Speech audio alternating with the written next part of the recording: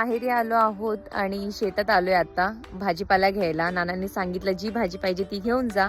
So आम्ही तिघी बहिणी आलो आहोत भाजीपाला घ्यायला. हे समोर आमचं घर आहे, मागे गायांचं शेड आहे, मध्ये घर आहे, पुढे अंगण आहे, पुढे असं गाडी लावायला स्पेस आहे, पार्किंग स्पेस. इकडे पालक आणि शेपू ह्या दोन्ही मिक्स भाज्या लावलेल्या आहेत. मी पण आलीये वावरात घास कापायला शेळ्यांसाठी.